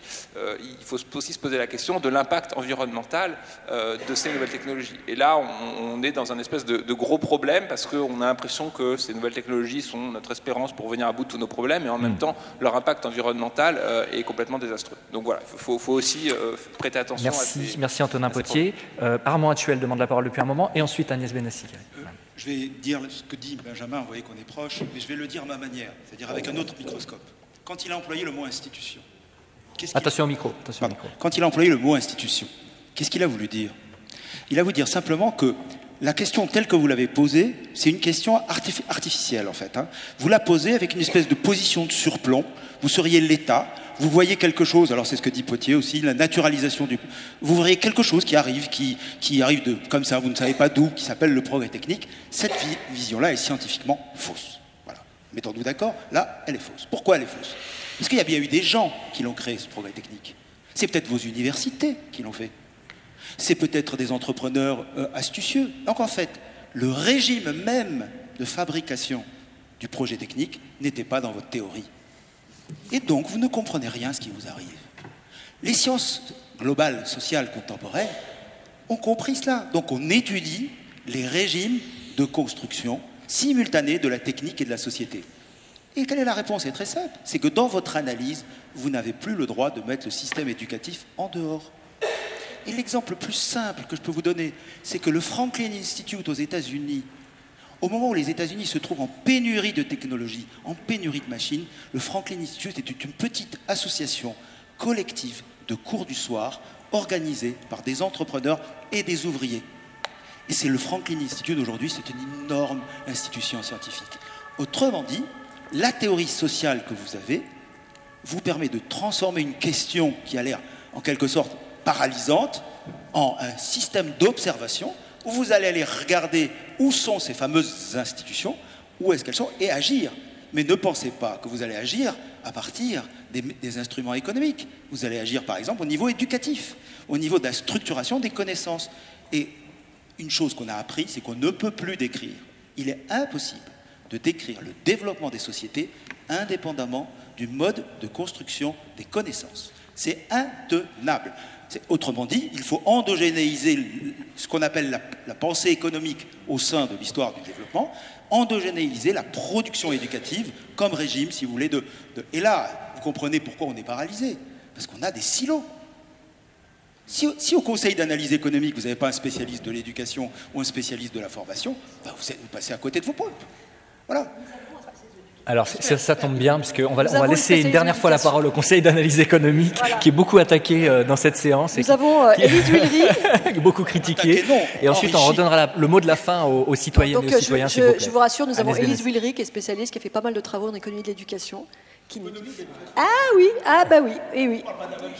on parle pas de la même chose. On parle pas de la même chose, excusez-moi. Il n'y a donc pas de spécialiste de l'éducation dans le Conseil voilà, d'analyse. Nous attendons le Conseil d'analyse de l'éducation et nous serons ravis de travailler avec eux. Donc moi, je voulais vous rassurer, je pense que votre question était très pertinente. On peut l'aborder de plusieurs points de vue. Il y en a un, c'est la fameuse courbe en U, le fait qu'on craint un affaissement des emplois dans les professions intermédiaires. Ce qu'on observe aux États-Unis, ce qu'on observe un peu en France, peut-être moins en Allemagne, ce qui serait intéressant d'ailleurs de regarder un peu plus, est-ce que c'est quelque chose de universel ou pas. Et donc évidemment, ça a un impact immédiat sur les inégalités, au moins avant impôt. Il y a une deuxième question qui a déjà été abordée, qui est la question de la transition. Parce qu'effectivement, c'est pas la première innovation technologique qu'on a à vivre, et les précédentes, on a posé exactement la même question, est-ce que c'est pas la disparition du travail, et en fait on s'en est sorti. Donc probablement on arrivera à se sortir de ça là, la question est en combien de temps? Et est-ce qu'on n'aura pas des générations sacrifiées? Et donc là, ça renvoie, je suis d'accord, avec la question de l'éducation et le fait que notre système éducatif est probablement pas assez rapide à s'adapter. La troisième question, c'est la question de la fiscalité. C'est un sujet en soi, donc, et la concurrence fiscale internationale. Et la dernière sur laquelle je voulais peut-être revenir c'est la question du rapport de force, qui a été abordée déjà par mon voisin. Moi, je suis descendante de Canu, de la Croix-Rousse à Lyon. Donc, ce qui me frappe aujourd'hui avec les plateformes, c'est qu'il y a une forme de retour du travail à la pièce. Qui était pas, et donc le salariat est arrivé après, c'était plutôt mieux, c'était plutôt une avancée sociale. Alors on n'en est pas là, hein, c'est-à-dire que le travail individuel, la baisse du salariat, la hausse du salariat s'est arrêtée plutôt, mais on ne s'est pas encore retourné, hein, en tout cas en France.